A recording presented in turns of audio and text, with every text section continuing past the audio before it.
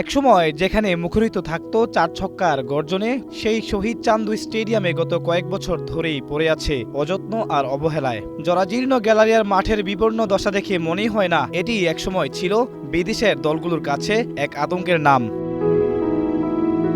তবে আর নয় অপেক্ষা, দীর্ঘ প্রতীক্ষার অবসান ঘটিয়ে মাঠটিকে আবারও আন্তর্জাতিক মানে উন্নতি করার উদ্যোগ নিয়েছে বর্তমান সরকার। আজ দুপুরে স্টেডিয়ামের অবকাঠামো ও সার্বিক সুযোগ সুবিধা সশরীরে পরিদর্শন করেন যুব ও ক্রীড়া প্রতিমন্ত্রী।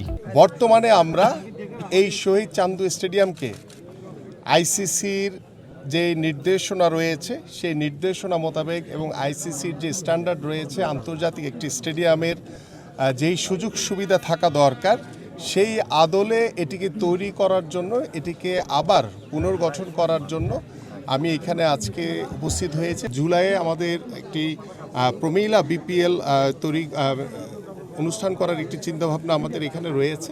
শুধু বগুড়া নয়, সারা দেশে খেলার মাঠ সংরক্ষণ ও ভবিষ্যৎ প্রজন্মের জন্য ক্রীড়াবান্ধব পরিবেশ নিশ্চিত করতে কাজ করছে সরকার। এজন্য প্রধানমন্ত্রীর কার্যালয় থেকে একটি বিশেষ কমিটিও গঠন করা হয়েছে, যারা নিয়মিত মাঠের তদারকি করবে। প্রধানমন্ত্রীর একটি নির্দেশনা রয়েছে, ইতিমধ্যে তিনি একটি কমিটিও করে দিয়েছেন প্রধানমন্ত্রীর কার্যালয় থেকে, এবং সেখানে আমি সহ আমাদের স্থানীয় সরকার ও পল্লী উন্নয়ন সমবায় প্রতিমন্ত্রী জনাব মীর শাহ আলম এবং আমাদের গৃহায়ণ প্রতিমন্ত্রী তিনি সহ এবং আমাদের প্রায় 12 জন সচিব পর্যায়ের সবাইকে নিয়ে একটি সারা বাংলাদেশের, বিশেষ করে ঢাকা মহানগর সহ সারা বাংলাদেশের গ্রামীণ জনপদে কোথায় কোথায় আমাদের খালি জায়গা রয়েছে, কিভাবে আমরা মাঠগুলোকে সংরক্ষণ করতে পারি, কিভাবে আমাদের ভবিষ্যৎ প্রজন্মকে আমরা খেলার উপযোগী মাঠ তৈরি করে দিতে পারি, সেই বিষয়ে ইতিমধ্যে আমাদের কার্যক্রম শুরু হয়েছে। প্রমিলা বিপিএল দিয়ে শুরু করলেও বগুড়াবাসীর স্বপ্ন এখন ছেলেদের আন্তর্জাতিক ক্রিকেটে আবারও ফিরবে এই মাঠে।